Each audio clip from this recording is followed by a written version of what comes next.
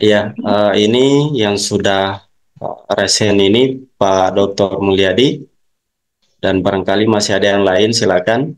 Untuk yang pertama, barangkali saya persilakan kepada Pak Dr. Mulyadi untuk mengajukan pertanyaannya, atau barangkali juga Pak Dr. Mulyadi ini mungkin agak kontras ya, atau seperti apa mungkin, atau pro dengan hal ini. Oke, silakan Pak Dokter. Ya, baik. Terima kasih Pak Moderator, Pak Laude. Assalamualaikum warahmatullahi wabarakatuh. Waalaikumsalam warahmatullahi wabarakatuh. Yang saya hormati Ketua Umum ASDIP, Pak Prof. Dr. Nurdin Laugu, dan narasumber ya, Pak Dr. Wiji, Ibu Marwiyah, Kohyan, dan Bapak Ibu sekalian. Baik, terima kasih. Ya, maaf nih dikasih kesempatan. Terima kasih Pak Moderator. Kita sudah mendengar secara apa ya, seksama. Kalau saya dari awal mendengarkan dan ada rasa ketertarikan karena terkait dengan informasi sains ini juga yang sekarang menjadi perdebatkan kan, bahkan sampai ke akhir-akhir ini kan tentang antara sains informasi dan perpustakaan lah, katakan begitu ya. Tadi sudah dijelaskan terkait dengan informasi. Kalau Pak Dr. Wiji ya lahir dari ya pustakawan gitu ya, kreativitas produksi pustakawan lalu melahirkan informasi. Kemudian Bu Marwiyah tadi mengatakan bahwa ada informasi itu ya melihat dari berbagai sudut pandang, pendekatan gitu ya, kita memaknai informasi. Dan Kohyan juga lahir dari praktis ya. Nah, yang ingin saya tanyakan dari berbagai macam sudut pandang ya, pada malam hari ini kan kita ingin melihat bagaimana informasi itu, dan kita mengusung dari David Bowden gitu ya. Nah, jadi dari tadi kita juga, saya ingin ya ada sekilas tadi dari awal, mungkin Pak Dr. Uji sudah hampir-hampir memunculkan sebenarnya menurut David Bowden ini apa gitu yang akhirnya pada saat memandang informasi kita dari David Bowden, oh ternyata ada benang merah yang berbeda dengan para tokoh-tokoh yang lain gitu kan. Nah, jadi yang ingin saya tanyakan mungkin kepada ketiganya, karena saya juga belum membaca buku itu belum. Nah, jadi mungkin pernah terbaca bahwa sebenarnya menurut David Bowden yang kita khususkan itu, apakah informasi ini masih mengusung tradisional atau yang sudah modernisasi, atau bagaimana yang kira-kira malam hari ini kita mendapatkan bahwa informasi dalam pandangan David Bowden itu ada kejelasan. Mungkin begitu Pak Moderator, Bapak Ibu sekalian. Terima kasih. Assalamualaikum warahmatullahi wabarakatuh. Waalaikumsalam warahmatullahi wabarakatuh. Eh, Mungkin masih ada yang ingin bertanya, dipersilakan. Sebelum penanya pertama ini kita serahkan kepada ketiga narasumber untuk menjawab. Silakan Bapak Ibu bagi yang ingin bertanya.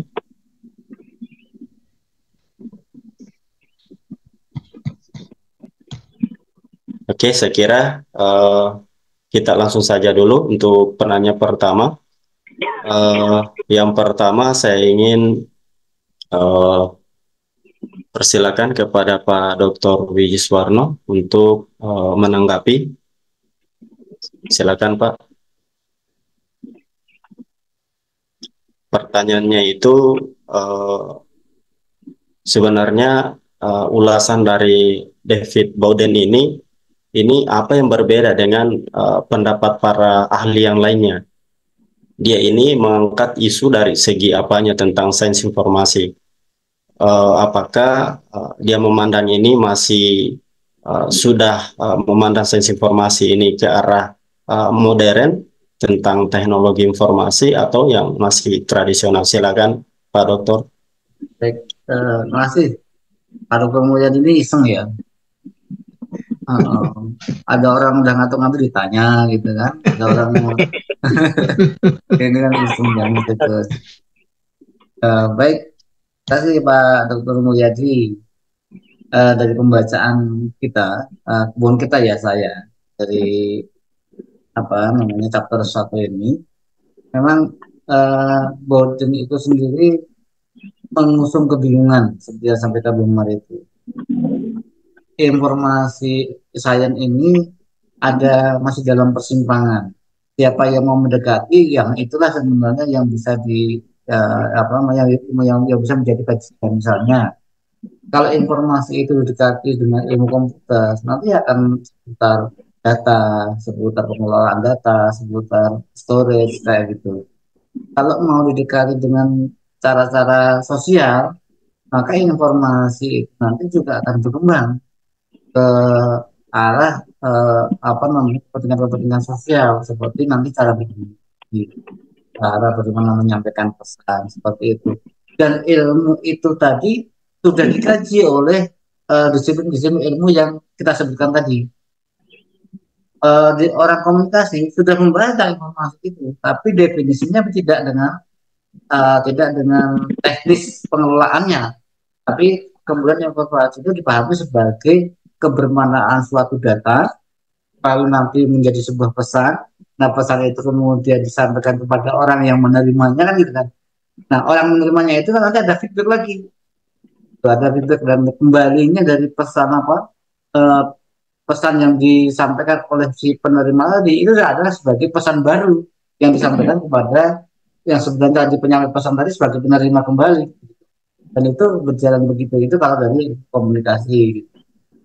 Nah, dari ilmu komputer eh, perjalanannya ya perjalanan eksak begitu.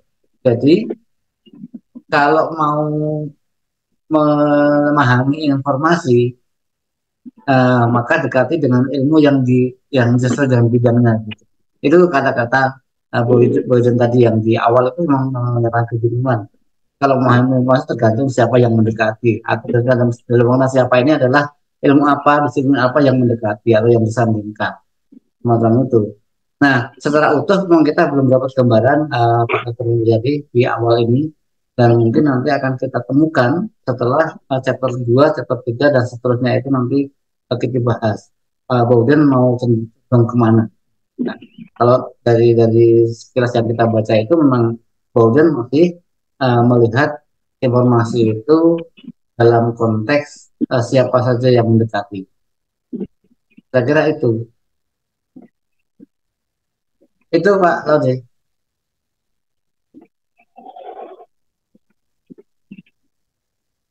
Oke, baik Pak Dr. Widi. Ya, berikutnya kami persilakan Pak Yanto. Masih ada Pak? Ya, masih alhamdulillah. Oke, alhamdulillah. Silakan Pak. Ya. Baik, terima kasih Pak Laude dan terima kasih. Ini beliau ini sharing diskusi kalau untuk di prodi kami beliau. Jadi nanti ini ya. Nah, baik, tadi mungkin saya juga melihat bahwa jadi benar Pak Mulyadi. Jadi ketika kita melihat informasi itu sebagai sebuah objek kajian seperti itu.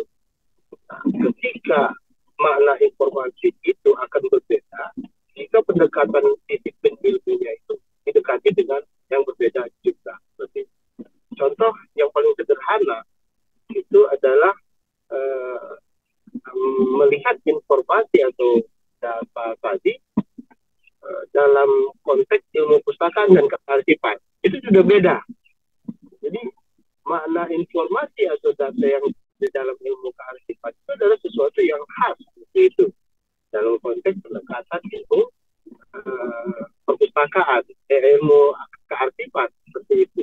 Nah, begitu juga perpustakaan melihat informasi itu dalam konteks dalam proses pengumpulan, pengolahan, kemudian menjadi sebuah informasi yang bermanfaat dan berfungsi seperti itu. Jadi kalau saya melihat dan saya pahami selama ini, saya waktu pernah awal-awal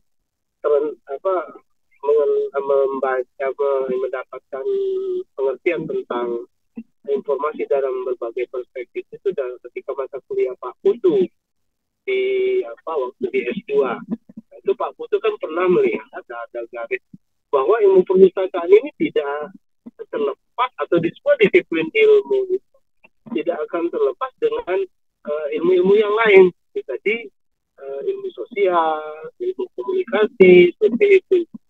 Nah, dalam konteks ini, objek kajian ilmu perpustakaan dalam konteks melihat informasi itu dalam aspek 4 hal tadi, seperti itu. Nah, ketika dia contoh gini, ketika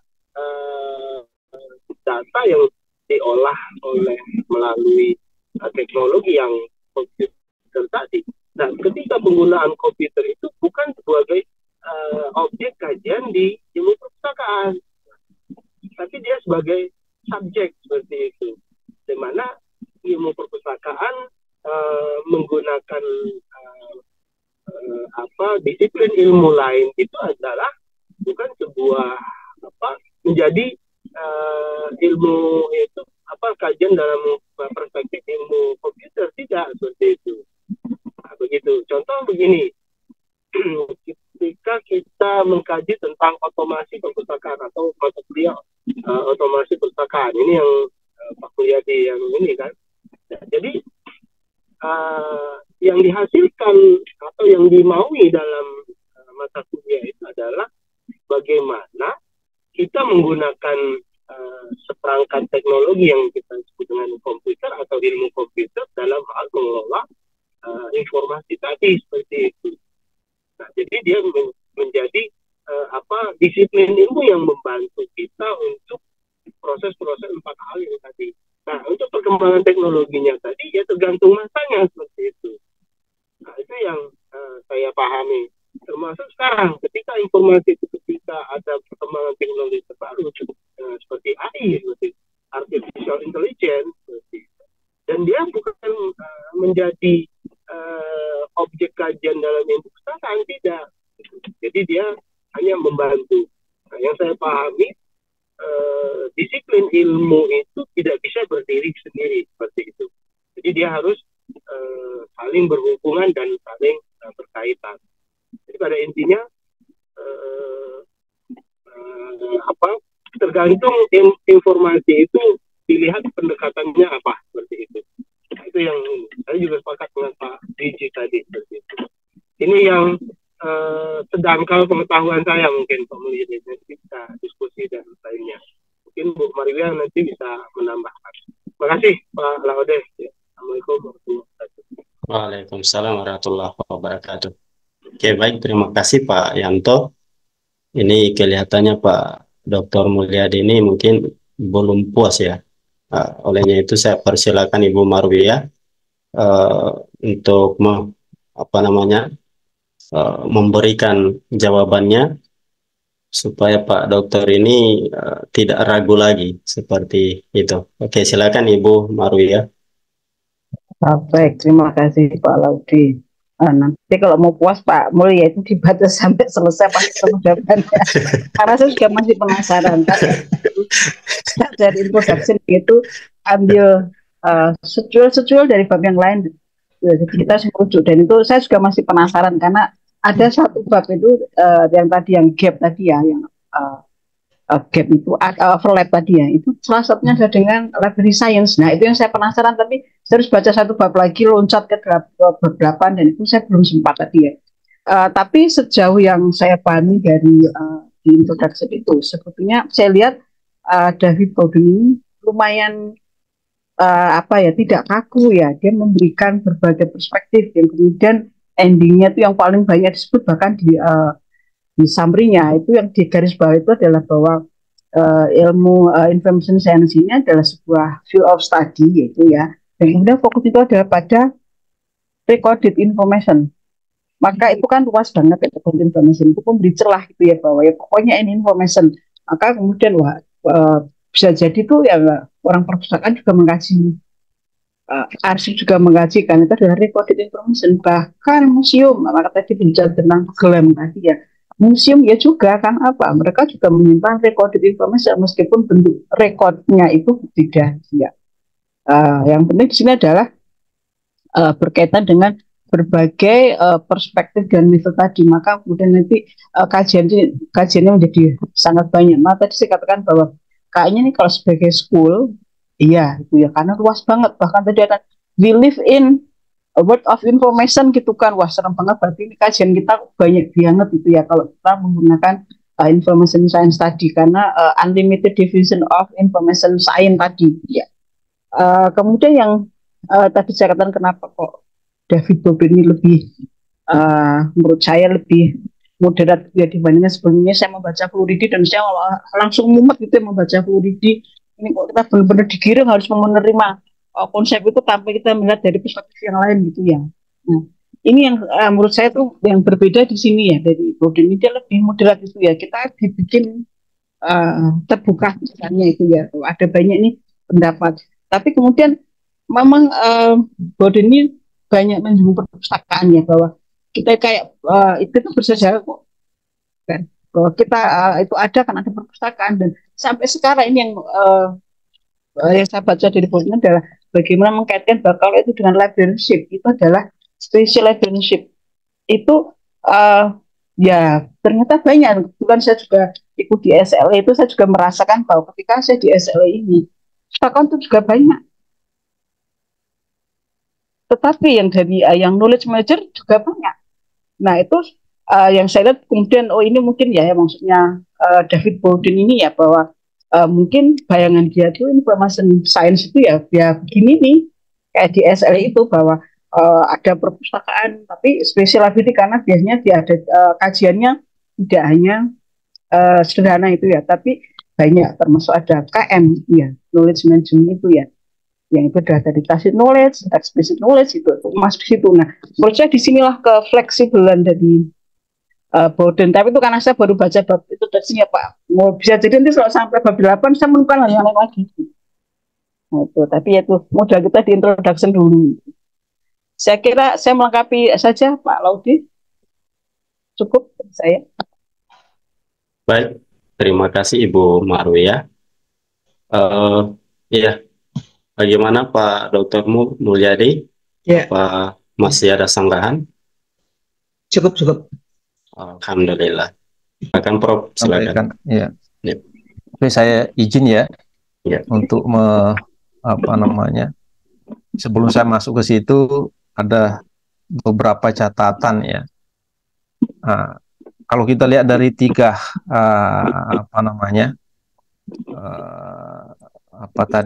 narasumber itu kelihatan bahwa ada kesepahaman kan. Yang pertama bahwa sains informasi ini untuk dinyatakan sebagai sebuah disiplin itu sebenarnya memang kalau kita berbicara tentang disiplin itu kelihatannya nggak bisa masuk menjadi sebuah disiplin ilmu gitu kan. Karena dia luas sekali gitu kan. Nah, pada disiplin itu terbatas, itu nggak bisa gitu banyak-banyak. Nah, jadi memang masuk pada istilahnya hanya kajian kan. Nah, kita itu kan kebingungan kita Indonesia karena kita memasakkan menjadi prodi kan, menjadi ilmu gitu, menjadi disiplin ilmu. Padahal di luar negeri itu kan memang sudah cenderung kan, cuma hanya namanya sains informasi, tapi sesungguhnya itu bukan sebagai sebuah disiplin sebenarnya. Dia hanya kajian atau katakanlah school of information atau kayak mazhab lah gitu kan. Jadi hanya kajian karena banyak ilmu yang diinterkoneksikan gitu kan. Nah, makanya bisa seperti dikatakan itu multidisiplin atau interdisipliner. Kalau sudah masuk ke ranah interdisiplin atau multidisiplin bukan lagi disiplin namanya, karena sudah terdiri dari banyak disiplin kan. Nah, kesalahan kita itu gitu di Indonesia, kalau sudah misalnya di level S2 itu kan wajar tuh. Nah, kalau sudah banyak disiplin di S2 nggak menjadi masalah, dia sudah ngerti, dia sudah punya dasar disiplin. Tapi kalau dia S1 langsung mau diajarkan semuanya, nanti dia tahu apa gitu. nanti nggak punya ilmu lagi gitu kan. Nah, itu yang ini apa namanya catatan kita ya bahwa itu terlalu sangat luas gitu kan. Nah, karena luasnya itu maka kemudian menimbulkan kebingungan gitu kan. Jadi tadi itu siapapun bicara akan mengambil sebagai sebuah ilmunya kan. Komunikasi juga akan menjadikan sebagai ilmunya kan. Komputer sains juga sama. Itu lalu gimana? Makanya orang bingung kan. Nah itu dan apa namanya kalau baca itu kan ini saya sepakat tadi bahwa ini Bowden ini memang sangat objektif ya. Itu ditampilkan semua, termasuk yang pengkritiknya itu yang apa ilmuwan dari Yerusalem. Ada di situ James siapa Zim itu Chen Zim kan. Itu ada bukunya itu, ada penelitiannya itu sekian puluh artikel tentang information science diteliti itu ternyata dia mengatakan bahwa nggak ada sains informasi di situ. Ternyata kalau itu yang dimasukkan sains informasi itu bukan sains informasi, tetapi hanya dia istilahkan itu knowledge science. Jadi kesimpulannya itu knowledge science, apa yang dia dianggap mereka itu adalah information science itu adalah knowledge science. Nah itu, jadi ya pantas kalau membingungkan kita. Nah kemudian terakhir, ini yang mungkin, tapi mungkin tidak sampai ke sana kalau menurut saya Bowden ini, jadi tentang yang sering saya sampaikan adalah yang perlu juga mungkin nanti kalau critical review itu pasti akan sampai pada critical studies of literature. Nah, kayak misalnya Sarajevi itu, kalau critical study of literature itu, kita akan menelusuri definisinya, siapa Sarajevi itu. Sarajevi itu siapa gitu. Kok definisinya itu perpustakaan banget itu loh. Iya kan? Perpustakaan banget. Ini siapa ini itu loh. Nah, ini siapa itu loh. Nah, kemudian dia definisi itu dari mana dibuatnya itu. Kan nggak mungkin orang kemudian langsung membuat definisi begitu saja gitu kan. Nah ini mungkin juga nanti mungkin perlu kita kembangkan yang kan seolah-olah itu banyak sekali itu kok perpustakaan banget gitu kan. Nah kemudian mengatasnamakan sebagai information science. Nah tapi nggak bisa kita salahkan misalnya Bowden. Ya Bowden kan mengutip gitu kan, menunjukkan bahwa ini salah satu definisi loh. Nah, cuma dia tidak menggunakan critical study of literature tadi. Dia tidak mengkritik mungkin karena kalau dikritik kan terlalu panjang tuh. Makanya paparkan ini loh pendapat ini. Jadi makanya Bowden ini sebenarnya sangat objektif ya untuk memaparkan diskusi-diskusi literatur yang terjadi selama ini itu. Dan kita bisa juga melihat di situ kritiknya terhadap information science, kemudian kemungkinan juga yang mungkin bisa dikembangkan. Nah, tetapi mungkin nanti yang penting bagi kita itu sebenarnya sebagai sebuah library science ini, itu apalagi kita ini kan rata-rata S1 ya, yang belum punya ilmu kan, yang belum punya disiplin itu loh. Kalau masuk langsung di ilmu perpustakaan S1, kemudian langsung semua kajian, wah bingung nanti, nggak ngerti itu. Nah itu yang, nah mudah-mudahan nanti dengan begitu kita sampai pada nanti chapter berapa? Ada chapter, ada 15 chapter. Ini kan baru satu chapter ini kan. Nah, kita berharap nanti diskusi panel ini bisa berjalan terus sehingga nanti kita punya gambaran. Dan saya senang sekali karena apa yang tadi dipaparkan 3 narasumber itu sama itu, maksudnya saling melengkapi dan memberikan perspektif kepada kita. Oh seperti itu ternyata posisinya. Tapi nanti ketika masuk nanti di sejarah ini kan ada yang sejarah nanti. Yang pertemuan besok itu perlu saya sampaikan, jadi tanggal 27, hari Selasa tanggal 27, itu History Information, The Story of Document, itu nanti akan dibawakan oleh Dr. Herlina, kemudian Pak Nur Yudi dari Syahid, ya Dr. Herlina dari UIN Raden Fatah, Palembang, kemudian Nur Yudi dari Syarif Hidayatullah Jakarta, lalu Bu Dian Hasfera dari UIN Imam Bonjol. Ini ada 3, nanti kita akan masuk kepada historinya, sejarahnya. Itu nanti ada dengan 3 juga diskusi panel juga. Ya, mudah-mudahan nanti kita bisa kumpul. Nah, kemudian nanti yang untuk chapter 3 itu Philosophies and Paradigms of Information Science. Nah, saya berharap nanti Pak Ade, ini Pak Ade hadir ya. Nanti bisa mau warnai ya paradigm untuk information science. Mungkin nanti apalagi kan kajiannya ontologi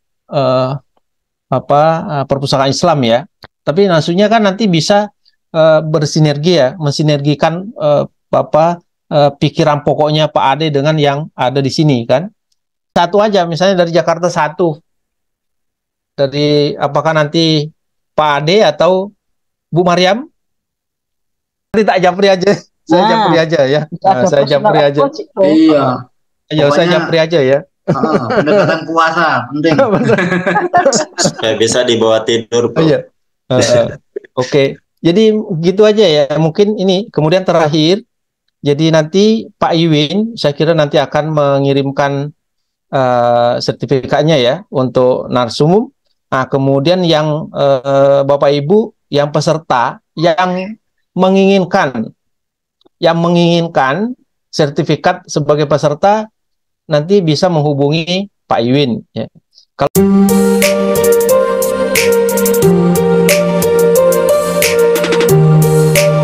adalah diskusi awal, berarti masih ada diskusi-diskusi selanjutnya, di mana juga pada kesempatan kali ini pengurus telah menginisiasi nama kegiatannya itu adalah GLAM. Ya, saya kira GLAM itu ternyata ada kepanjangannya ya, bukan hanya sekedar kata-kata ya, tetapi itu ada kepanjangannya. Tetapi pada kesempatan kali ini kita lebih fokus pada pembahasan mengenai ilmu informasi ya. Karena kita berangkat dari buku yang digagas oleh seorang penulis yang bernama David Bowden. Makanya pada kesempatan kali ini kita akan bersama-sama mengulas ya buku beliau, seperti apa kira-kira perspektif yang dibangun oleh David Bowden ini tentang ilmu informasi. Barangkali para hadirin, teman-teman sekalian, selama ini kita menganggap tentang ilmu informasi itu adalah hanya beberapa bagian, tetapi pada kesempatan kali ini dengan perspektif yang dibangun oleh David Bowden ini, kita bisa sama-sama mencerna dengan gagasan ya atau tafsiran yang dibangun oleh para narasumber ya. Para narasumber hari ini kita ditemani 3 narasumber. Saya kira narasumber ini orang-orang yang memang punya keahlian di bidang ini dan tidak bisa diragukan lagi. 3 narasumber ini juga saya kira baik dari segi karyanya ya maupun sepak terjangnya, saya kira teman-teman sudah mengenal ketiga narasumber ini. Saya perkenalkan narasumber yang pertama itu adalah Pak Wiji dulu. Ini, ya, saya perkenalkan dulu. Maaf, saya masih jalan. Oke. Saya perkenalkan dulu narasumber kita yang pertama itu adalah Dr. Wiji Suwarno MHum. Ya, beliau ini home base-nya itu ada di Universitas Islam Negeri Salatiga. Ya, beliau ini saya kira karya-karyanya sudah biasa kita baca. Ya, olehnya itu dalam kesempatan kali ini kita akan diberikan ulasan-ulasan beliau mengenai tentang diskusi kita pada kesempatan ini mengenai ilmu informasi seperti apa, disiplin dan profesional. Yang kedua narasumber kita itu adalah Ibu Marwiyah ya, Emlis ya. Beliau ini dari Universitas Islam Negeri Sunan Kalijaga Yogyakarta. Beliau juga ini saya kira tidak diragukan lagi kapabilitasnya di bidang ilmu perpustakaan dan informasi. Yang ketiga narasumber kita adalah Pak Yanto, MIP. Beliau ini dari Universitas Islam Negeri Raden Fatah Palembang. Ya, saya kira beliau ini cukup aktif. Ya, pada kesempatan kali ini saja beliau meskipun masih di perjalanan, tetapi selalu aktif. Ya, seperti saya kira itu tidak perlu lagi kita berlama-lama karena perbedaan waktu kita ya, perbedaan waktu kita. Olehnya itu untuk kesempatan pertama saya berikan kepada ya tadi katanya senior dulu ya, cuman saya tidak paham di sini senioritasnya itu dari segi mana. Oke, baik kalau gitu kita persilakan Pak Dr. Wigiswarno untuk memaparkan materinya. Barangkali beliau juga sudah host atau mungkin perlu mohon Pak Nasrullah diatur materinya. Ya, saya kira itu dengan hormat kami persilakan beliau Pak Dr. Wigiswarno untuk memaparkan materinya. Silakan Pak. Baik, bismillahirrahmanirrahim. Assalamualaikum warahmatullahi wabarakatuh. Waalaikumsalam. Jelas. Baik, pembukaan ikut di depan itu yang terhormat Bapak Presiden Pak Prof. Nurdin Auku, dan teman-teman terus Pak Zir, Pak Nasrullah,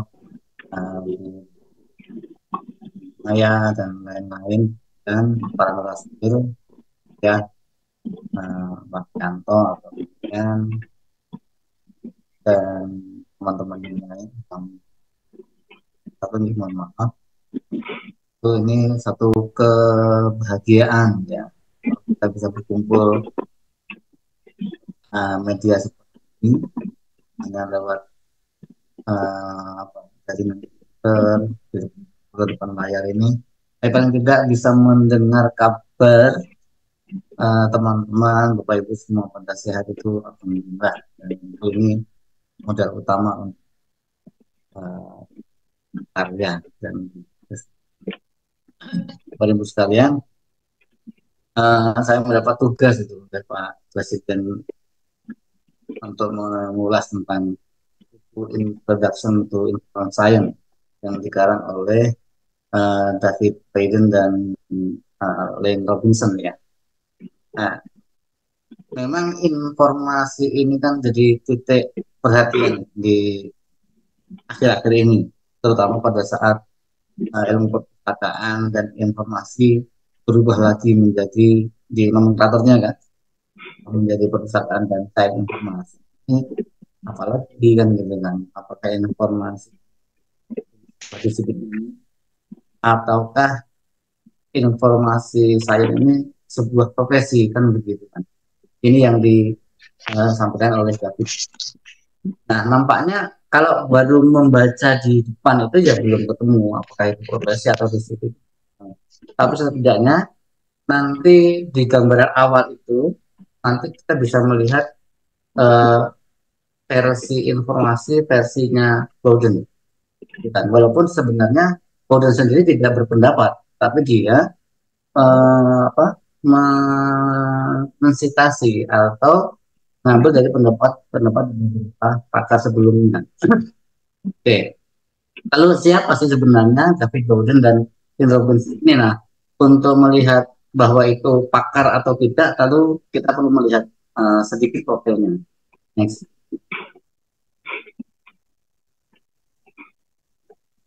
Oh, pakai yang ini aja mungkin, pakai yang PPT-nya. Ini PDF-nya ya. Nah, pada saat itu kita bisa melihat ya, pada saat kita bertanya siapa sih David Bowden dan Lane Robinson itu. Nah, kita lihat di rekod dari karyanya. Nah, yang populer kan dari Google Scholar itu. Nah, rupanya begitu dilihat, saya sandingkan di keduanya itu, beliau ini atau keduanya ini memiliki kepakaran di bidangnya. Yang dalam ini bidang informasi. Kalau David Braden sudah dikasih sekitar 14.000 sekian, yang Robinson itu sudah dikasih sekitar 5.000 sekian tulisan-tulisan.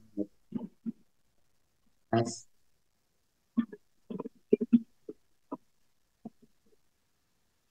Yang bertanya nggak ada Pak ya, Pak Nasrullah.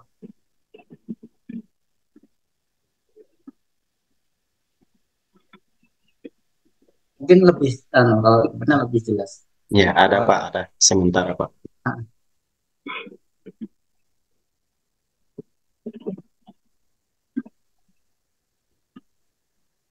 Oke. Tambah aja mungkin ya.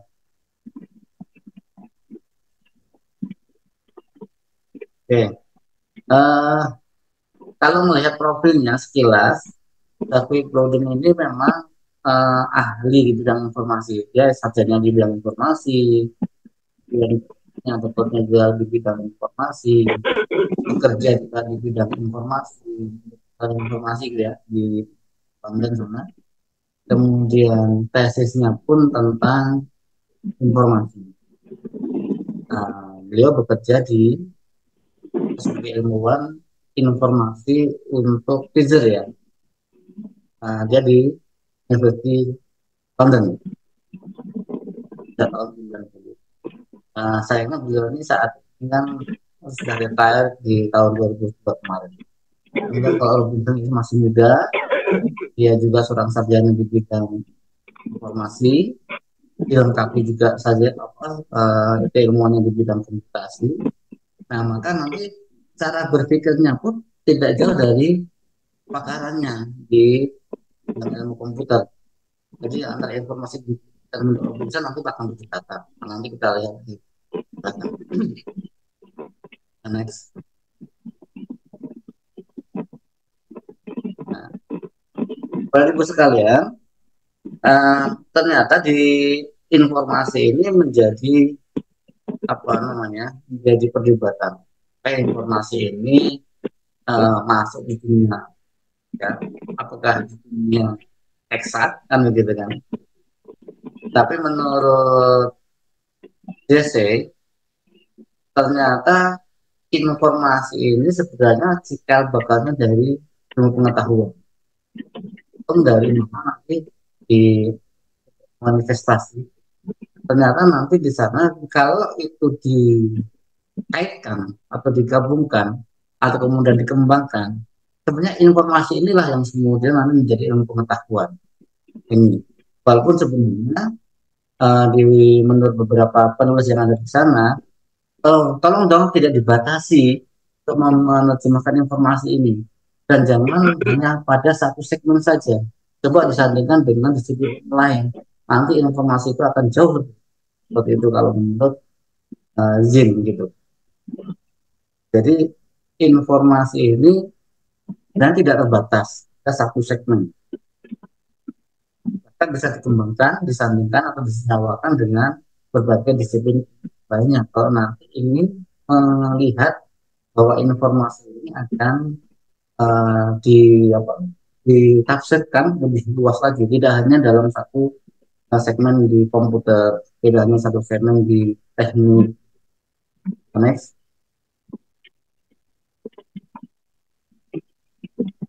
Nah, saya juga ingin melihat dari salah satu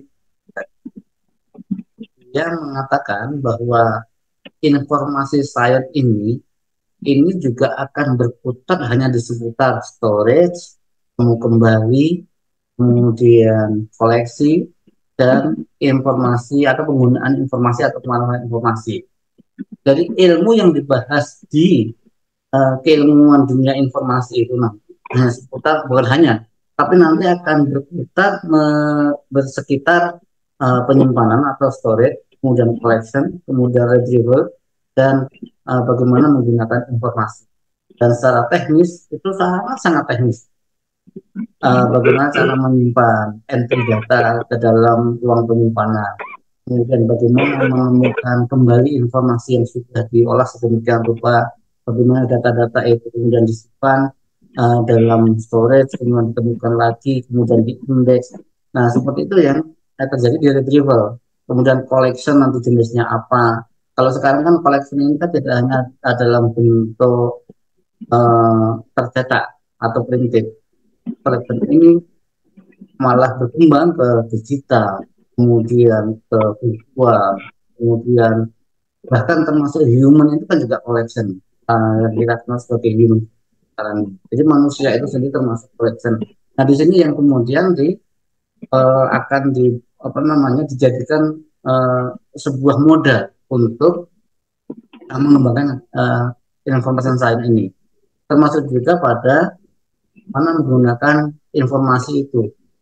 Artinya menggunakan informasi ini sampai pada tingkat output. Jadi informasi yang didapat dan diperoleh itu digunakan kembali sehingga menjadi informasi yang baru.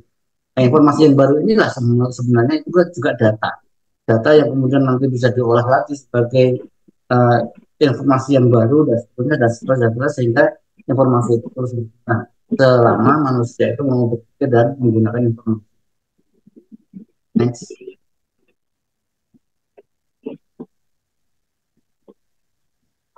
Nah, lalu apa sebenarnya informasi itu? Nah, menurut catatannya itu Buckland itu ada 3 hal. Yang pertama, bahwa informasi ini berkaitan dengan komputasi, algoritma, teknologi informasi. Bagaimana yang disampaikan Robinson tadi, bahwa informasi ini ya berputar-putar sore, putar koleksi,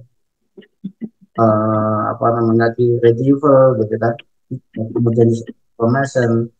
Nah, ini cocok dengan yang disampaikan oleh Buckland ini.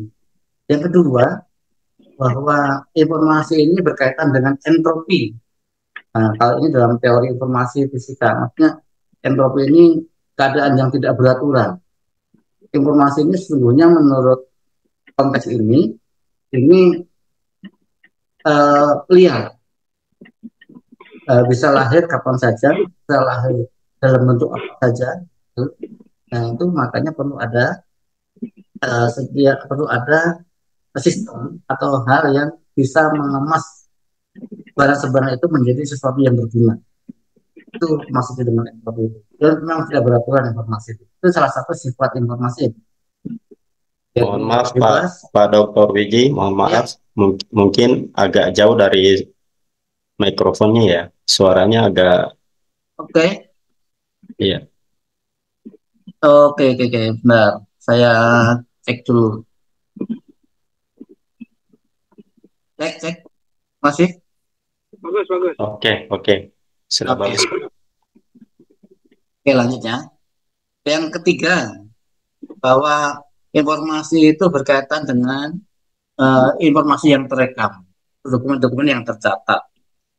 Nah, ini yang disebut dengan ilmu informasi menurut Buckland itu menyangkut 3 hal itu. Bisa jadi lewat ilmu komputer, algoritma, bisa jadi lewat entropi atau ilmu fisika, bisa jadi lewat ilmu dokumen, atau dalam hal ini ilmu perpustakaan. Itu sangat erat kaitannya dengan ilmu informasi. Maka sebenarnya kalau informasi ini kata Buckland itu lahir dari ilmu kepustakawanan sebenarnya, ilmu informasi itu gitu. Nah, nanti persoalannya apakah kita setuju dengan pendapat itu atau tidak, nanti kita ulas. Dan apakah iya sih sebenarnya informasi sains itu dari ilmu perpustakaan. Nah, tapi menurut Buckland, iya bisa jadi lahir dari kepustakawanan, karena pustakawan pada saat itu mempelajari ilmu yang terkait dengan dokumen-dokumen yang terrekod atau yang terekam. Next. Ya. Lanjut ya. Oke. Ya. Hakikat ilmu informasi itu menurut Robinson itu sebenarnya menurutnya itu ada dalam rantai informasi yang tercetak seperti yang disampaikan oleh Bu Glenn tadi ya, itu beririsan. Kalau informasi ini eh, didekati dengan cara-cara ilmu komputer, itu nanti ya akan bergerak di seputar rantai informasi. Apa rantai informasi itu?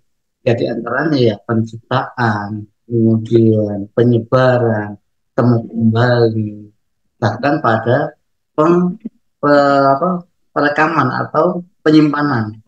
Nah itu akan bergerak seperti itu terus. Nah itu kalau mau dikaji lebih lanjut, apakah iya informasi yang kita kenal sejauh ini selama ini itu masih ada dalam lingkaran itu, lingkaran penyimpanan, kemudian penyebaran, temu kembali, dan kemudian direkam. Jadi kan menciptakan lagi dari kita seperti itu menurut Robinson. Next. Oh ya, saya dapat waktu berapa menit Pak Lauri? Ya, mungkin 3 menit lagi, Pak. Oke, eh, kita sambil skip aja ya gitu ya. Oke. Ya. Lalu dalam perkembangannya ilmu informasi ini itu bisa didekati atau bisa disamakan dengan ilmu sosial. Kenapa? Pada saatnya nanti informasi ini dibutuhkan oleh dalam konteks sosial. Untuk apa? Untuk uh, mengembangkan perspektif-perspektif yang ada di dunia sosial. Jadi tidak bisa informasi itu dibuat sebagai sesuatu yang eksak saja, tidak bisa. Karena kalau didekati dengan dunia sosial, nanti uh, informasi ini akan menjadi lebih berkembang dan akan menjadi lebih berguna. Bisa jadi nanti masuk ke dalam ranah manajemen, bisa masuk ke dalam ranah komunikasi. Kemudian kata Robinson tadi ada yang overlap gitu kalau nanti masuk di dunia sosial. Kenapa overlapnya? Nanti akan beririsan dengan mata kuliah lain dan akan beririsan kalau ini konteksnya kita perkuliahan akan beririsan dengan pembahasan dalam konteks seperti membahas teknologi, membahas ilmu sosial, membahas ilmu komunikasi, nanti akan berbenturan di situ atau akan beririsan. Kalau Robinson bilang itu akan overlap di situ. Itu hati-hati katanya kan. Kalau nanti overlap menjadi tidak menarik gitu, menjadi tidak menarik kalau diajarkan di satu kelas. Nanti ilmu informasi mengajarkan itu, nanti ilmu sosial masih membahas tentang itu. Nah, itu perlu dicermati. Karena itu tugas kita sebagai akademisi untuk melihat bagaimana supaya ilmu-ilmu yang kita sampaikan kepada mahasiswa itu tidak terjadi overlap atau tumpang tindih. Ini, nice. Nah, sebenarnya akal ilmu informasi ya menurut Jonathan Hay itu tahun 2024 itu seperti yang kita pahami bersama bahwa informasi itu pasti berawal dari data. Kemudian data yang diolah sedemikian rupa dan kemudian mempunyai makna itu yang disebut informasi. Informasi diterima oleh seseorang itu menjadi pengetahuan yang menerimanya. Ketika orang yang menerimanya sudah mempunyai banyak pengetahuan, maka dia akan menjadi orang yang wisdom atau orang yang siap untuk mengambil. Next. Nah, saya melihat ada 3 pendekatan di sini. Ada pendekatan yang menyangkut dengan informasi. Yang pertama, ilmu informasi kalau didekati dengan ilmu komputer.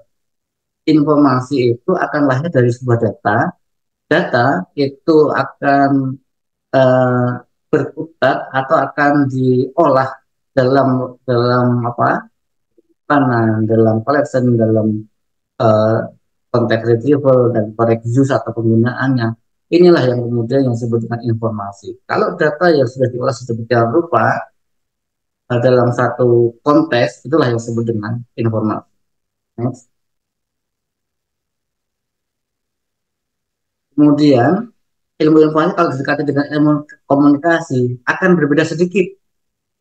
Kalau tadi data itu diolah sedemikian rupa menjadi sebuah informasi, nah ini teruskan bahwa informasi itu adalah sebagai pesan. Data itu kumpulan data itu kalau diolah sedemikian rupa dalam kesatuan makna, itu akan menjadi sebuah informasi atau sebuah pesan dan akan dikirim kepada penerimanya sebagai ilmu pengetahuan, dan pengetahuan tadi adalah sebagai data kembali bagi orang yang menerimanya. Kemudian kita seperti terus.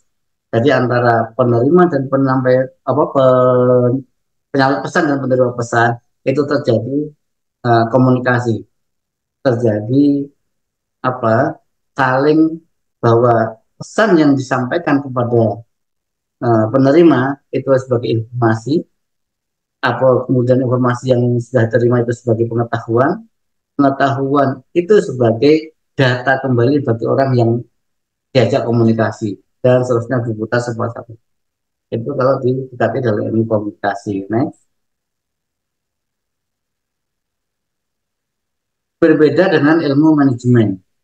Kalau data ini diolah sedemikian rupa, kemudian menjadi sebuah fakta, itulah yang disebut dengan informasi. Nah, informasi inilah yang sebenarnya digunakan untuk membuat sebuah ini. Ini yang disebut dengan ilmu informasi, didekati dalam ilmu manajemen.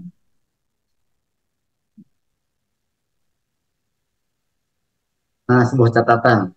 Saya kira ini catatan yang dari kesimpulan itu, bahwa ilmu informasi itu pembahasannya sangat luas. Nah, multidisiplin yang disandingkan apa kan? Yang dikaitkan dengan informasi nanti akan menjadi uh, apa dalam konteks sesuai dengan apa yang disandingkan. Ilmu informasi adalah bidang studi yang berfokus pada informasi terekam dan memerlukan beragam dan metode. Nah, ini nanti bisa kita lebih luas, bahwa yang terakhir, informasi itu berkaitan dari kawanan dan dokumentasi yang memiliki keterkaitan dengan teknologi informasi dan tidak lupa bidang sosial juga masuk dalam tanah pembahasan ilmu informasi. Nah, ini saya kira Pak Laude sedikit catatan-catatan terkait dengan pembacaan tentang definisi dari ilmu informasi menurut perspektif Budi Suwarno, ya, gitu kan, dari kumpulan-kumpulan teks yang sempat kita pahami. Dan ini sebenarnya menarik yang buku-buku ini untuk yang mengantar ilmu mengantar informasi ya, yang di bawah ini ya banyak-banyak mengungkap kejujurannya, bahwa sebenarnya informasi ini perlu dikembangkan dan jangan berhenti pada saat satu titik saja, kembangkan ke ranah yang lain sehingga nanti mempunyai perspektif yang lebih luas tentang ilmu informasi. Saya kira itu. Terima kasih. Baik, terima kasih Pak Dr. Wiji Suwarno atas materi, atas ulasannya. Saya kira luar biasa materinya, dan teman-teman peserta saya kira cukup menyimak tadi. Tinggal dipersiapkan sebentar pertanyaan-pertanyaannya. Satu hal tadi yang menarik, bahwa ilmu informasi itu rupanya lahir dari ilmu kepustakawanan. Itu kata kunci yang perlu kita pegang. Nah, jangan salah kaprah. Oke, baik. Kesempatan berikutnya kami persilakan kepada gimana Siap. Pak Yanto, sudah siap? Standby dan sudah berhenti di jalan. Oke. Baik Pak, baik. Terima kasih Pak, terima kasih. Kalau begitu kami langsung saja persilakan Pak Yanto untuk membawakan ulasan materinya. Dengan hormat kami persilakan Pak. Baik, terima kasih Pak Laude. Mungkin saya mau konfirmasi dulu, suara saya kedengaran nggak? Jelas? Jelas Pak, jelas. Jelas. Baik, pertama-tama mari kita panjatkan kepada Allah Subhanahu Wa Taala puji serta syukur karena kita sudah diberikan oleh Allah dalam saat ini diberi nikmat kesehatan seperti itu.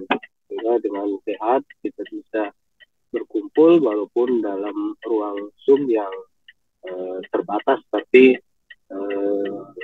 jangkauannya luas begitu. Kemudian sholat serta salam kita kirimkan kepada junjungan kita Nabi Muhammad Shallallahu Alaihi Wasallam. Yang kami hormati Pak Dr.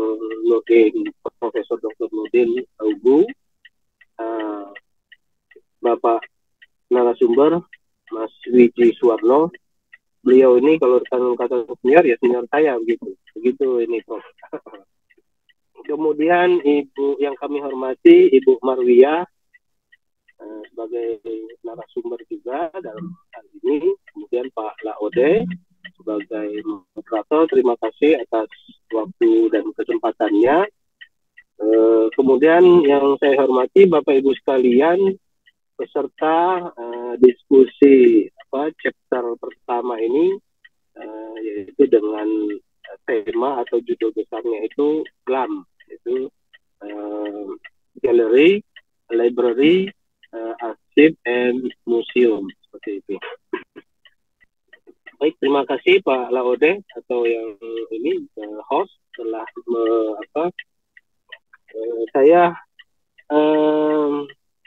mungkin saya akan menjelaskan atau memaparkan tadi sudah saya kira banyak sekali yang sudah dipaparkan oleh Mas Wiji begitu. Jadi kalau saya lihat ini sudah pantas ini Pak Wiji ini untuk nantinya mengajukan profesor gitu. Karena untuk kajian yang dia baca itu tidak hanya yang dibaca, tapi dia menelusuri informasi-informasi yang lebih jauh seperti itu. Nah, tapi saya hanya sekelumit yang saya tahu dan saya hanya baca dari buku yang diberikan tugas pada saya, dan saya juga mengucapkan terima kasih kepada Prof. Nurdin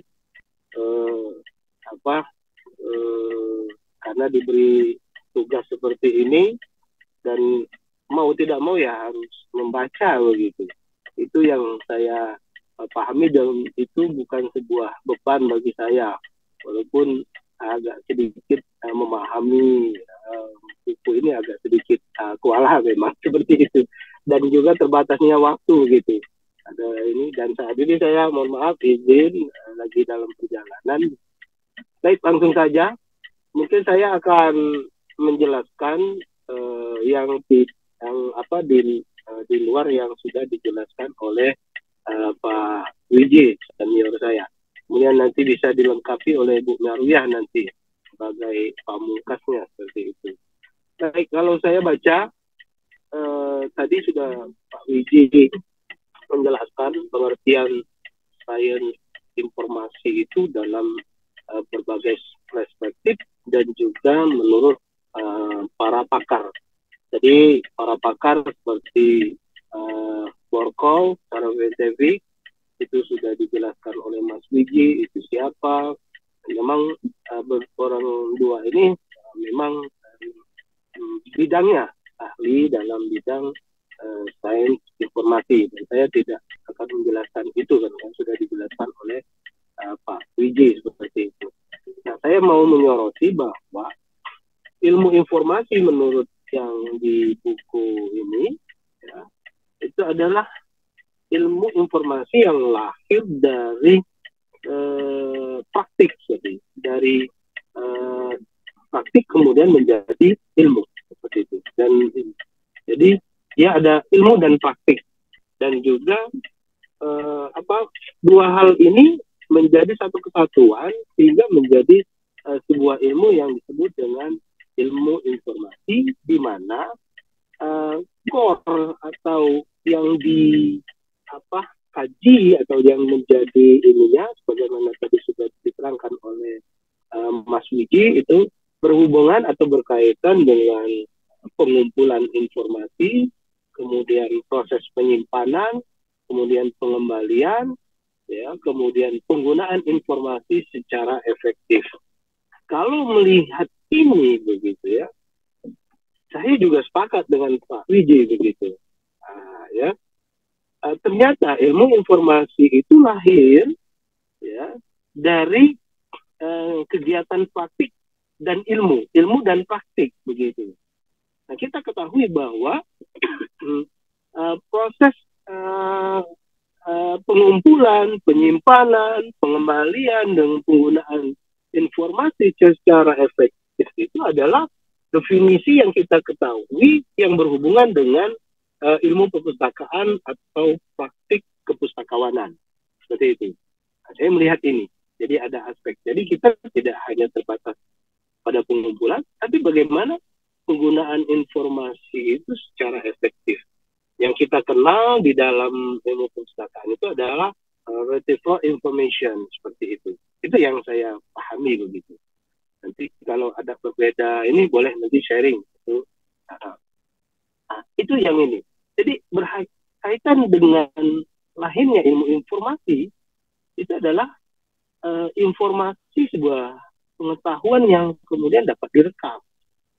Nah, hal yang dapat direkam ini adalah kemudian disertai tentu informasi yang bisa direkam itu adalah berkaitan dengan teknologi begitu. Nah, teknologi ini kalau saya pahami jangan kita maknai dengan teknologi yang ada sekarang gitu. Jadi teknologi pada zamannya termasuk zaman batu kemudian informasi itu direkam dan dicatat oleh manusia pada saat itu di batu di gua, itulah teknologi mereka begitu yang diinikan seperti itu. Nah, sampai saat ini kita mengenal teknologi informasi seperti itu. Ya, nah, kemudian juga berhubungan dengan layanan yang terkait dengan bagaimana memfasilitasi pengolahan dan penggunaan informasi itu sendiri. Itu yang saya pahami. Kemudian slide selanjutnya nomor 2. Next. Jadi introduction-nya itu. Yang saya pahami apa itu ilmu informasi seperti itu. Kemudian yang kita lihat hakikat daripada ilmu informasi itu apa? Menurut Bethel, jadi dipahami sebuah karena dia menilai bahwa ilmu informasi menurut Bethel adalah sebuah studi yang multidisiplin.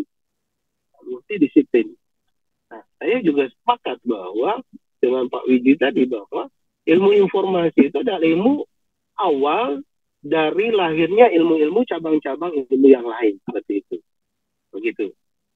Nah, karena dia melibatkan beberapa bentuk pengetahuan. Nah, jadi fokusnya pada sentral pencatatan informasi yang dimiliki oleh manusia seperti itu. Contoh begini, ketika manusia ingin tahu tentang tubuhnya seperti itu.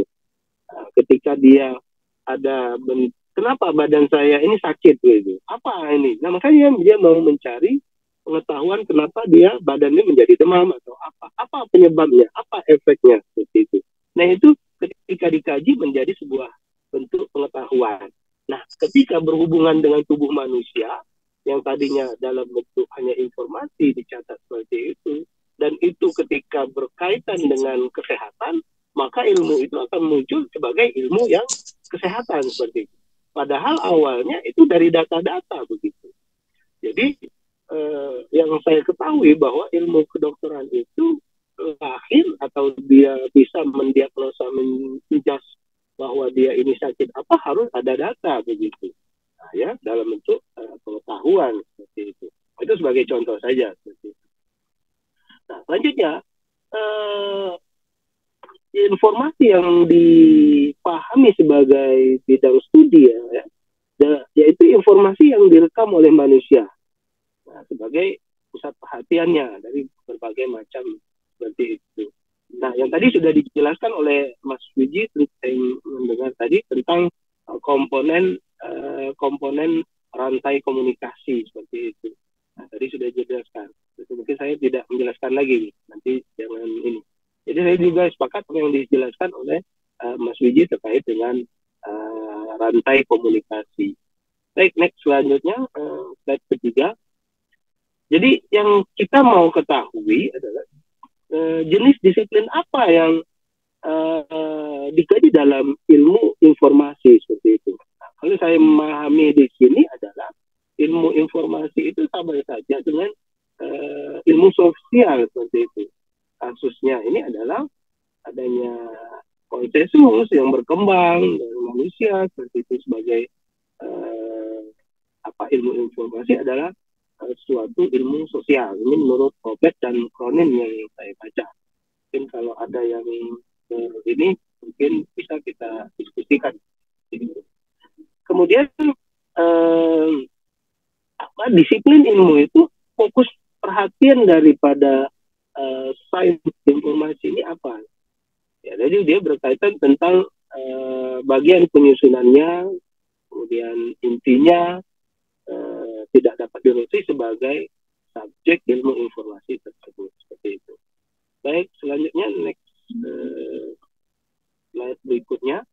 Jenis tadi sudah ya.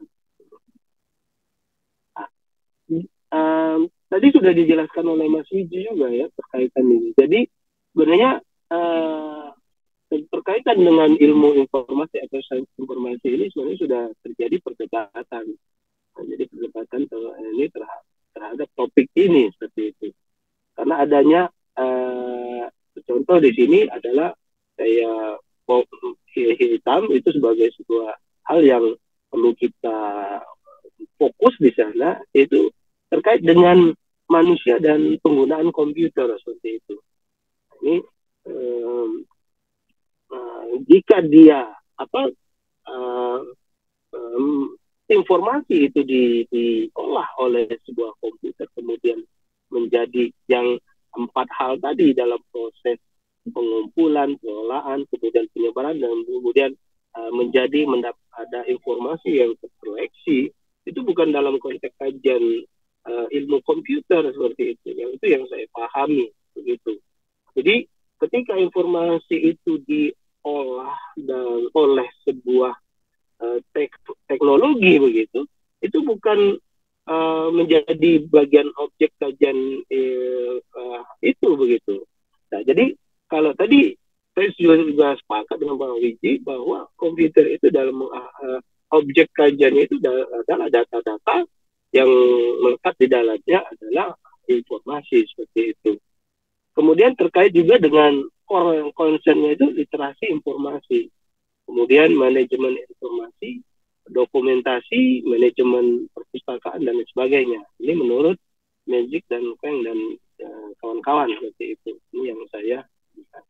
Nah, sehingga disiplin informasi ini kadang-kadang kita ada semacam tumpang tindih dari ini terkait ada 6 hal yang saya baca dari buku tersebut. Yang pertama itu adalah tumpang tindih tentang apa itu makna koleksi seperti itu. Karena ilmu perpustakaan tadi sudah ini juga sama Pak Wiji disinggung di situ. Jadi kalau untuk koleksi terkadang berkaitan dengan koleksi tadi. Jadi contoh perpustakaan gitu. Jadi dan pengarsipan. Terkadang kita melihat contoh warisan budaya ini harus diolah oleh siapa, perpustakaan atau museum atau siapa gitu. Jadi kadang terjadi tumpang tindih seperti itu. Nah, ini yang kita sebut dengan sektor GLAM tadi. Ini yang menjadi topik tema setiap diskusi kita itu berkaji tentang galeri, perpustakaan, arsip dan museum seperti itu. Saya sangat setuju sekali nama ini menjadi, karena inilah yang nanti jadi kajian kita seperti itu. Kemudian terkait dengan tumpang tindih sosial. Jadi ilmu informasi dianggap sebagai ilmu sosial. Jadi semakin rancu tumpang tindihnya. Ini yang ada munculnya masyarakat informasi dan informasi sosial seperti itu. Kemudian terkait dengan tumpang tindih teknologi. Ini yang ketiga, itu terkait interaksi manusia dengan komputer seperti itu. Nah, ini terkadang kita ya. Baik, yang keempat adalah tumpang tindih komunikasi.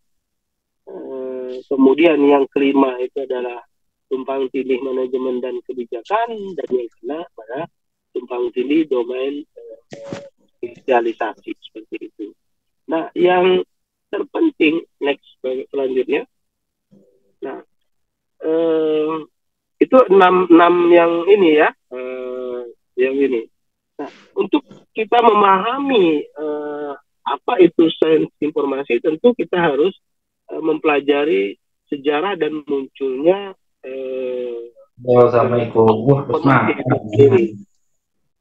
informasi itu sendiri, seperti itu. Nah, terkait ada kebocoran suara Pak Nasrullah. Di atas semua. Disterilkan dulu Pak. Oke, lanjut ya. Lanjut Pak, lanjut Pak. Untuk mengetahui sains, pengertian sains informasi secara ini, ya kita harus memahami sejarah munculnya informasi itu sendiri. Itu yang saya ini. Nah, untuk ini mohon maaf, saya belum sempat membaca ini karena waktu itu belum ini. Jadi saya mohon maaf, mungkin Bu Marwiah nanti bisa melengkapi terkait dengan sejarah munculnya sains informasi ini. Mungkin ini saja, mohon maaf atas waktunya. Terima kasih, dan kekurangannya saya mohon maaf. Ini yang bisa saya sampaikan dan ini yang saya pahami saat ini, seperti itu. Terima kasih. Ini mungkin mudah-mudahan sharing ini akan memperkaya pengetahuan saya. Terima kasih. Assalamualaikum warahmatullahi wabarakatuh. Waalaikumsalam warahmatullahi wabarakatuh. Terima kasih Pak Yanto. Saat ini lagi di perjalanan, tetapi beliau masih menyempatkan waktunya. Mudah-mudahan sebentar di sesi tanya jawab Pak Yanto masih stay di grup di Zoom ini. Masih baik Pak. Oke, baik. Ada beberapa catatan tadi supaya teman-teman yang akan bertanya mempersiapkan bahwa sains informasi itu lebih fokus pada hal yang sistemik ya, dan informasi sebagai pengetahuan fokus pada aktivitas sosial manusia. Oke, baik. Selanjutnya mari kita persilakan Ibu Marwiah untuk memaparkan materinya. Dengan hormat kami persilakan Ibu. Oke, terima kasih Pak Laudi. Maaf kalau nanti saya agak batuk-batuk ya, ini lagi menuju ke flu ini, jadi mohon maaf.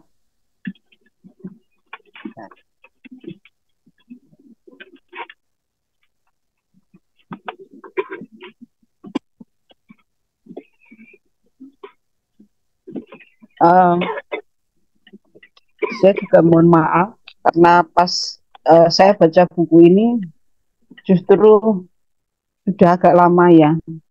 Ketika habis kita pertemuan itu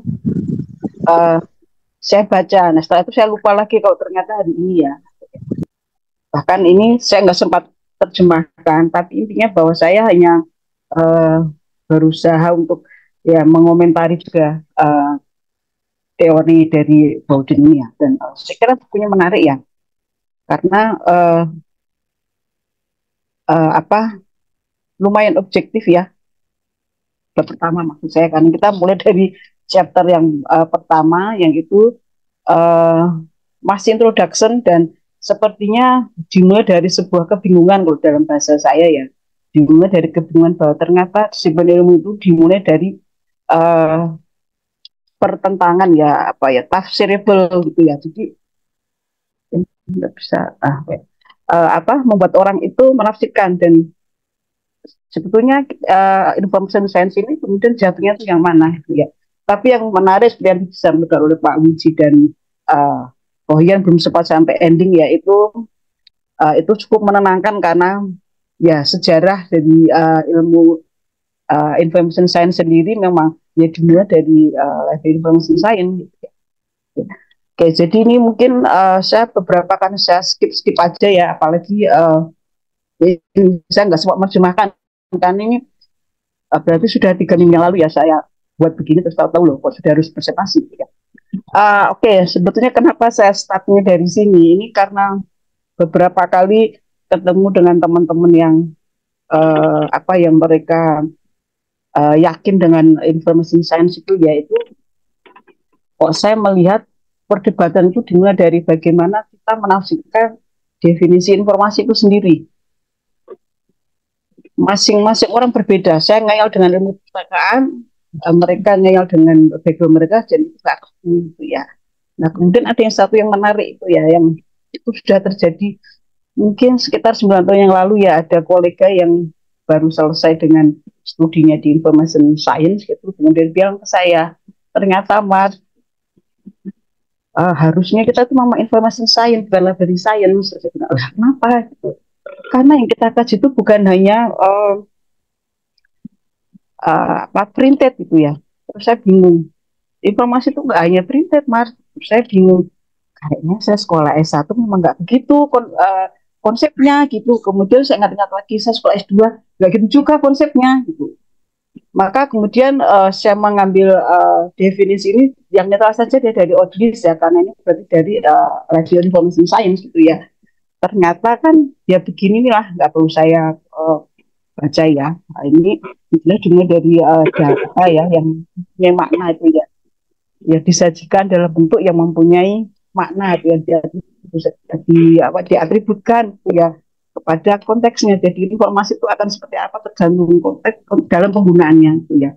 Kemudian juga di sini ada message, ada pesan itu ya yang dikomunikasikan dalam dengan menggunakan sebuah medium. Tuh.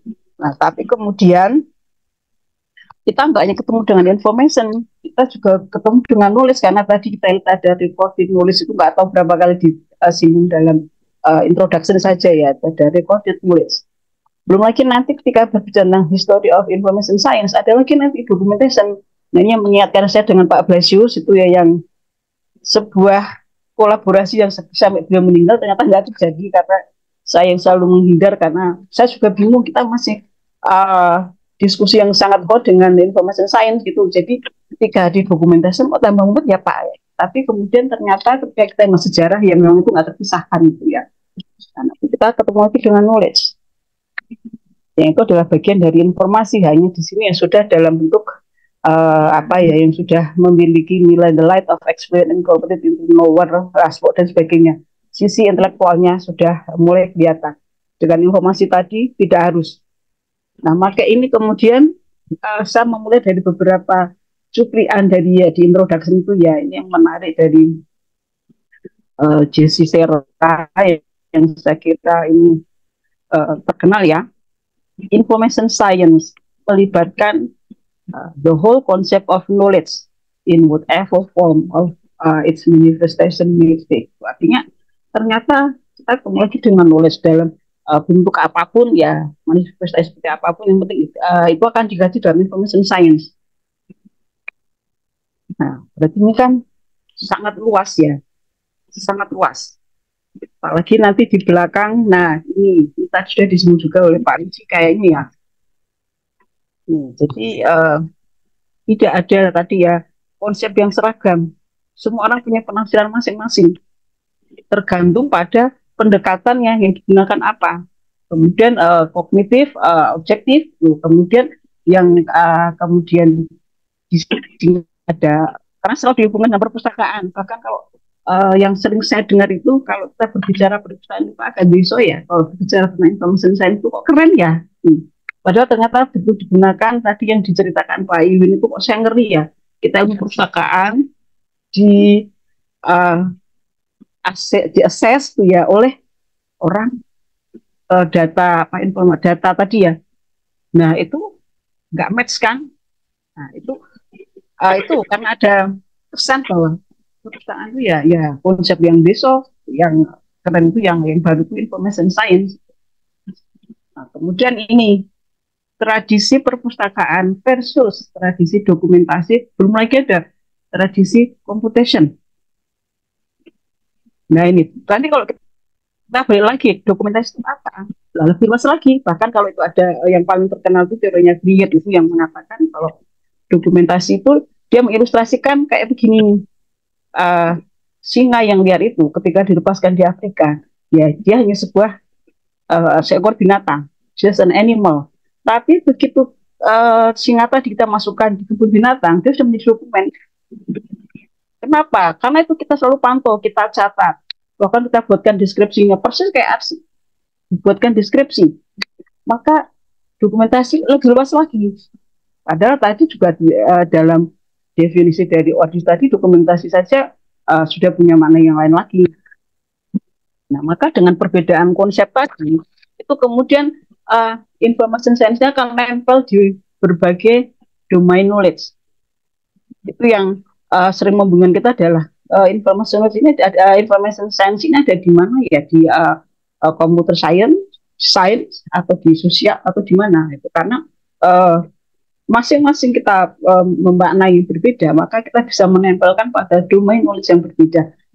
Dampaknya lagi itu nanti akan dikaji dalam field yang berbeda lagi, nanti akan berdampak lagi menghasilkan profesi yang berbeda lagi, maka menjadi lebih rumit lagi. Nah, ini tadi saya katakan di sini menggambarkan keruwetannya dulu itu ya di bab 1 ini ya.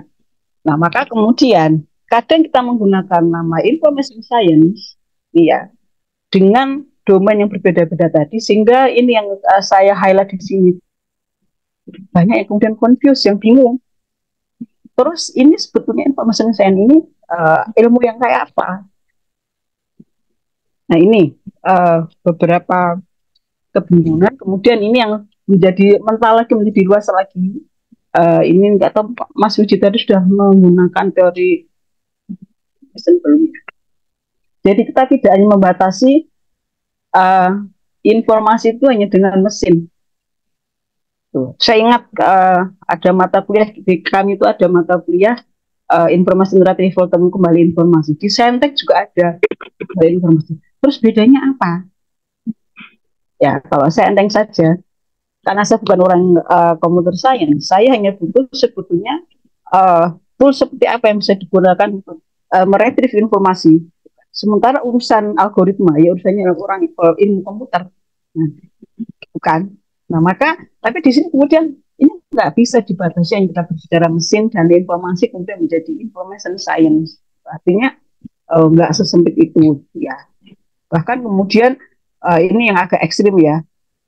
Because the world we live in is surely a world of information. Nah, berarti semua ini aspek kehidupan akan menjadi informasi. Maka kemudian akan sampai kalau begitu apa yang dikaji dalam ilmu informasi, desain informasi. Nah, ini yang pengantarnya itu kan dimulai dengan kita dibuat bingung seperti itu ya di ini. Dan ini menariknya di situ karena kemudian kita dikasih jawaban untuk membaca di bab berikutnya. Nah, itu yang belum sempat ya. Kemudian tadi yang disampaikan Pak Wiji ya, jadi Michael Backlund itu bagaimana menggambarkan information science itu ya, bahwa itu pasti berkaitan dengan computing, algoritma, dan information teknologi. Nah, itu yang mementalkan tadi bahwa tidak hanya terbatas sebetulnya hanya ini saja sebetulnya. Kemudian yang kedua tadi sudah dijelaskan oleh Pak Wiji. Nah, kemudian yang nanti akan sering disebut dalam buku ini di introduction adalah concernnya information science sebetulnya adalah pada information recorded in documents. Artinya adalah informasi yang terekam, yang mempunyai meaning dan knowledge.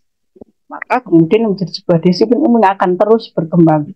Dan ini disebutkan, ini akarnya dari librarianship dan dokumentasi.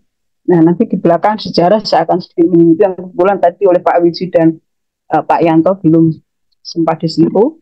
Jadi saya akan men-skip ini yang karena tadi sudah ratam di Pak Wiji ya, maka akan saya skip. Tapi yang jelas yang kita ingat yang saya bold itu ya, kalau berbicara information science ya nggak jauh beda dengan kita. Kalau saya baca begini, setelah kita di IPK kan juga belajar begini sebetulnya, hanya kan tadi domain knowledge yang berbeda, maka ya namanya menjadi berbeda. Dan ada collection, kemudian storage, retrieval, dan bagaimana informasi tadi digunakan. Oke, karena tadi ini sudah saya skip, dan ini yang mengejutkan ini ternyata menurut Bowden tadi ada 50 definisi yang berbeda 50 loh ini, banyak kok 5 saja sudah cukup membingungkan, tadi ini 50. Nah, ternyata banyak argumennya juga macam-macam. Nah, seputaran ini dari ada polemik, dari argumentasi yang muter-muter, dari yang kemudian yang sangat. Nah, tadi juga sudah disampaikan juga ini Pak Yanto tadi sudah panjang lebar, jadi saya juga akan skip ini. Tetapi saya tertarik di sini dari pernyataan Michael Buckland dan Robinson ya, ada beberapa keraguan terhadap what extent ini sebuah disiplin. Sebetulnya sebagai disiplin ilmu atau ini field of study yang kalau saya lihat tangkap field of study ini adalah bagian dari disiplin ilmu.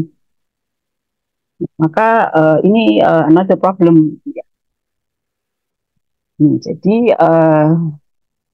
sebagai sains tadi atau sebagai disiplin ilmu atau sebagai field of study saja. Kemudian tadi yang multidisciplinary juga sudah dibahas, ini involving several forms of knowledge. Berarti itu banyak nulis, kembali lagi ke awal tadi ya yang disampaikan oleh siapa tadi Zim tadi ya, bahwa ya knowledge itu nggak terbatas bentuknya apapun gitu ya. Maka kemudian di sini ada pertanyaan, the breadth of approach needed, apakah perlu pendekatan yang luas gitu ya, karena saking banyaknya. Nah ini kalau kemudian saya berpikir pantas kalau di beberapa universitas di luar negeri itu mereka menggunakan information science sebagai School of Information Science, bukan sebagai department. Karena kalau kita sebagai department atau program studi, kajian kita mana-mana gitu, ternyata kemudian menjadi sebuah school yang kemudian kajiannya banyak tadi sudah dikelompok-kelompokkan. Ini kemudian fokus dari recorded information tadi, kemudian menjadi fokus dalam, dan yang saya lihat nih dari Bowden ini adalah dia senang sekali menyebutkan dengan communication chain, ya, rantai komunikasi, bahwa informasi itu sangat sangat concern dengan communication chain, yaitu dimulai dari penciptaan, penyebaran, indexing, dan ini saya jadi ingat ini kayak belajar arsip juga kayak gini. Nah, saya buat, ini kayak arsip nih. Nah, tapi di perpustakaan juga begini, hanya di perpustakaan kita nggak perlu dengan its creation, ya. Tapi dissemination, indexing, data values, dan kita sangat concern. Maka ini kembali lagi bahwa berarti information science ini lebih sudah dibangun sebagai field of study yang menjadi bagian dari disiplin. Kemudian di sini fokusnya adalah rantai komunikasi tadi. Nah ini karena saya dulu senang kurikulum, jadi saya ngintip dulu sedikit nih kurikulumnya kayak apa sih kalau di information science. Ya, ternyata ada human computer interaction, information literacy, information management, documentation, library management, knowledge management, organisasi informasi, dan sebagainya. Ini kayaknya di kajian sekarang kan banyak yang begini. Kemudian mereka akan membandingkan, ya beberapa orang akan membandingkan dalam perpustakaan. Nah kan kita nggak kayak gini kan. Bahkan ini literasi informasi, itu bukan lahannya orang perpustakaan, ini lahannya orang information science. Pernah kita ada tamu dari Belgia begitu itu. Rasanya saya ingin ngayal juga tapi nggak lucu juga karena itu lagi kayak kuliah umum gitu ya. Saya malah berpikir begitu ya, pemikiran orang-orang information science itu begitu. Pokoknya asal ada kata informasi saja menjadi milik mereka. Jadi beberapa ada sebetulnya kita punya, hanya mungkin itu tadi kita sesuaikan dong, kita di perpustakaan kajian kita apa, maka tetap ada kegiatan informasi literasi ada. HC itu kadang kita gunakan ketika kita berbicara tentang desain, interface dan sebagainya, betul untuk PKI. Knowledge management,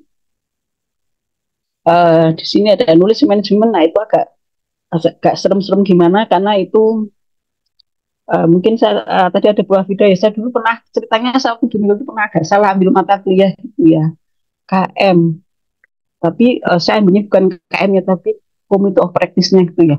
Kok saya jadi kayak orang nggak paham apa-apa, kayak di tengah hutan di lepas gitu ya, terus saya nggak tahu apa-apa gitu. Saya lama sekali memahami itu. Ternyata itu nggak bisa saya langsung ambil mata kuliah itu, artinya ada pendampingnya. Ya, itu adalah lulus jadi knowledge management. Tapi kata profesor saya bilangnya begini, sebenarnya ini sama kok. ada organisasi informasi, ada manajemen informasi, tetapi itu kita dalam bentuk knowledge yang berbeda formatnya. Nah, kemudian tadi ini yang overlap tadi ya, ini yang saya katakan tadi bahwa kita diajak untuk berbingung ria gitu ya. Kalau ternyata tidak semudah itu ya perkembangan information science itu, ada juga ini overlappingnya dari segi collection overlap. Maka ada tadi Pak Yanto sudah menjelaskan dengan sangat rinci, ada klaim teknologinya, sosial overlapnya. Ini kemudian saya sekali lagi mengatakan, oh berarti sebetulnya kalau kita berbicara information literasi, dikira kita hanya menggunakan toolnya saja, tapi kita ada aspek sosialnya juga. Itu hal ilmu perpustakaan. Ini ada domain specialism overlap. Ini kalau misalnya saya ketika penelitian, saya dulu pernah mengajukan penelitian, itu masih tahun berapa ya, 2010-an gitu ya, saya dengan PD-nya penelitian tentang literasi kesehatan. Ya, literasi di kalangan dosen, saya lupa itu ya. Ditolak mentah-mentah terus satu kan ya, ini penting, terus jawabannya sederhana saja. Masa orang perpustakaan kursi kayak gitu? Saya terus bingung. Lah, nggak boleh ya. Literasi kesehatan ini, katanya itu milik orang kesehatan gitu. Apa saya yang termasuk terobos salah gitu ya? Apa yang kita bicara tentang knowledge, tentang kognitif gitu kan, tentang attitude gitu, dan itu nggak boleh gitu. Nah itu kemudian ya agak menyedihkan juga itu, karena kemudian saya balik, oh ya itu kan ketika belum ada COVID ya, tapi saya melihat beberapa orang itu ada yang bisa survive dengan penyakitnya karena dia cukup literate gitu ya. Nah tapi di sini dikatakan, nah inilah overlapnya di sini nih.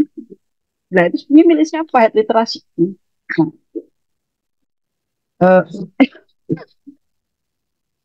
Nah kemudian ini yang tahun 2011 nih, menurut Bowden tadi itu ada survei yang melihat sebetulnya information science itu ada di mana saja ya domainnya itu ya, payungnya itu ada di mana. Ternyata ada 5 penelitian menunjukkan bahwa menunjukkan ada 5 prodi library information science itu di bawah informatik. Lagi-lagi saya ingat Pak Imin tadi ya, jangan-jangan begini nih, sehingga orang informatik membahas perpustakaan ya salah semua kan. Nah, kemudian business school ini memang saya lihat ada banyak ya, tapi ada juga yang berada di payung ilmu sosial.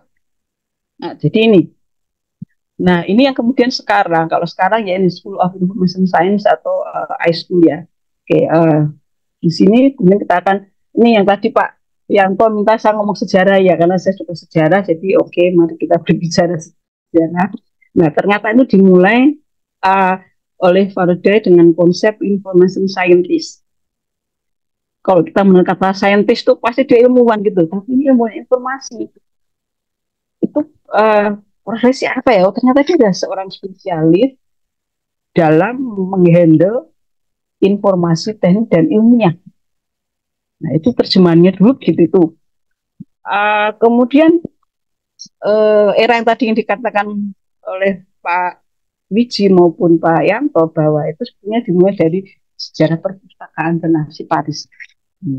Jadi kalau kita belajar sejarah perpustakaan pasti dimulai dari zaman dulu kala, dari kearsipan gitu, dan itu kemudian berkembang menjadi sebuah profesi pustakawan. Jadi sebenarnya sudah ada sejak kuno ya. Kemudian di Jerman ini sudah ada bahasa Jerman, saya nggak tahu bacanya gimana. Intinya adalah ilmu perpustakaan, dan sudah ada dari tahun 1808. Ya ini ditempelkan pada profesi yang tugasnya adalah mengkatalog, mengklasifikasi, shelving, kemudian memanage. Baru kemudian pada awal abad 20, ini yang sangat terkenal ya, Paul Otlet dan Henry LaFontaine itu ya, dia menggunakan scientific approach to the storage and retrieval of recorded information. Nah, Paul Otlet dan Henry LaFontaine ini adalah tokoh-tokoh di bidang dokumentasi. Dan sedikit melihat sejarah, kata dokumentasi ini banyak digunakan oleh perguruan tinggi di Eropa Utara, negara-negara Skandinavia. Itu ilmu perpustakaan itu dulu menggunakan nama documentation, prodi dokumentasi. Tapi ya kalau dilihat kurikulumnya ya ilmu perpustakaan. Nah, dan ini memang dimulai dari negara-negara Skandinavia, kemudian juga beberapa negara berbahasa Prancis. Nah, kemudian ini tadi akar perkembangannya adalah dari perpustakaan khusus dan dokumentasi. Jadi sejarah ini begini menurut Doni ya. Dulu ada dulu nih special library yang berprofesi special library itu ya.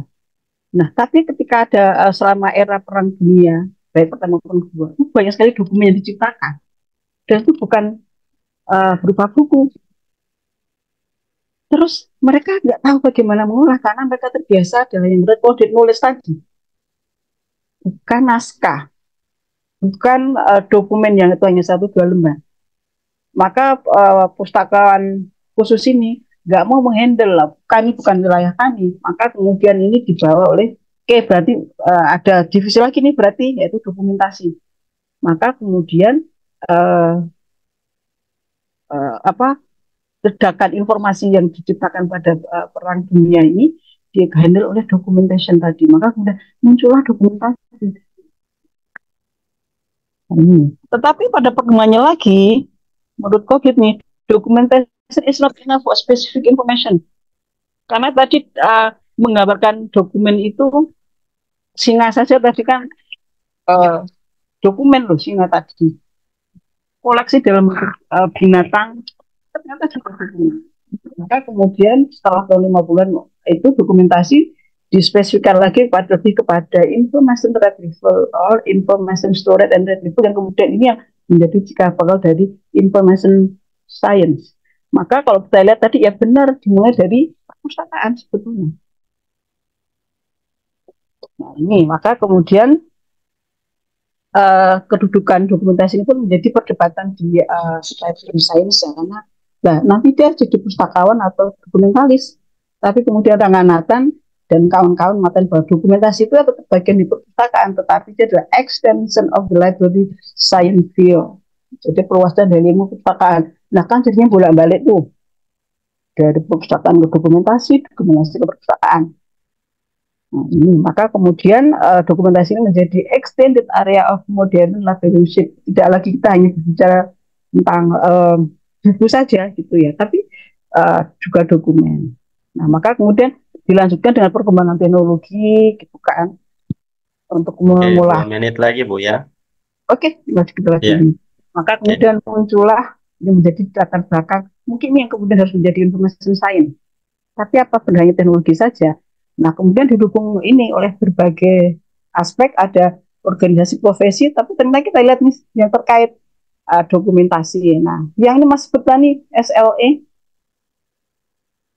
itu terkait dengan library information science tadi. Nah, ini beberapa organisasi yang itu ternyata tidak hanya information science kok, gitu ya, tetapi juga library sebagai berperan. Kemudian munculkan berbagai jurnal, kemudian ini pendidikan, dimulai dari ilmu pustakaan, pendidikan itu, dimulai dari ilmu pustakaan. Baru kemudian ada information science. Nah, ini beberapa pendidikan. Nah, ini yang terakhir ini Pak. Sekarang current development itu adalah ada iSchool, yang itu information science ya. Kemudian tadi School of Information Science, tetapi ini sebagai school, bukan sebagai department, dan sudah diprogram.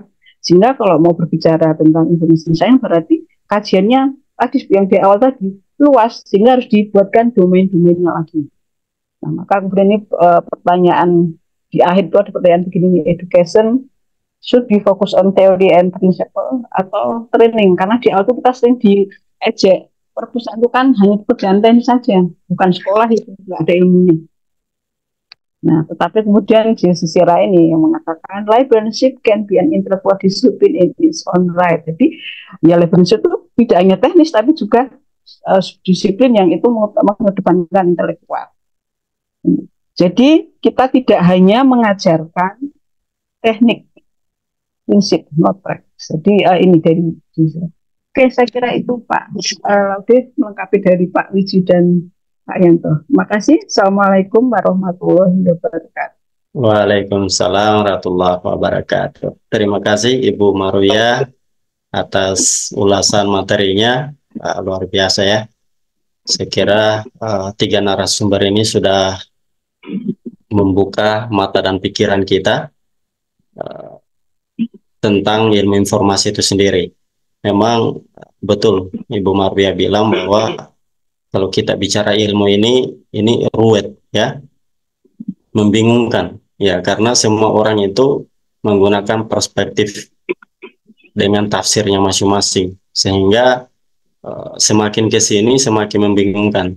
Olehnya itu barangkali meskipun ya diskusi-diskusi kita pada kesempatan ini adalah untuk apa namanya, tanda kutip untuk meluruskan kekacauan paradigma yang bermunculan akhir-akhir ini, termasuk kemunculan prodi-prodi yang dengan nomenklatur sains informasi itu, barangkali dengan diskusi ini juga ya barangkali di forum ini ada argumentasi-argumentasi yang kontra ya, itu juga sangat dibutuhkan. Barangkali ada yang kemudian mendukung dengan perspektif tentang bahwa sains informasi itu lebih sifatnya ke komputer yang sistematik, tidak semata-mata tentang kepustakawanan dan lain sebagainya. Ya, saya kira untuk diskusi kita pada kesempatan kali ini cukup. Nanti kita lanjut lagi di sesi berikutnya di chapter 2. Lebih dan kurang dimaafkan. Assalamualaikum warahmatullahi wabarakatuh. Saya kembalikan ke Pak Sekretaris, Pak Nasrullah, silakan Pak. Ya, baik, terima kasih moderator telah kita pada malam hari ini. Terima kasih juga kami ucapkan kepada seluruh narasumber yang telah memberikan informasi kepada kita semua terkait apa sih informasi ya. Banyak sekali materi-materi yang tentu kita belum dapatkan ya, kita dapatkan di dalam forum diskusi ini. Sekali lagi saya ucapkan terima kasih banyak pada seluruh Bapak Ibu serta yang hadir pada diskusi panel yang telah dilaksanakan pada malam hari ini. Insya Allah akan kita laksanakan kembali pada tanggal 27 Februari di chapter 2 dengan materi yang tentu lebih menarik dan narasumber yang lebih menarik pula. Saya pikir itu saja yang ingin saya sampaikan. Mohon maaf apabila ada kekurangan. Sekian. Wabillahi taufiq wal hidayah. Assalamualaikum warahmatullahi wabarakatuh. Waalaikumsalam warahmatullahi wabarakatuh. Terima kasih semuanya ya.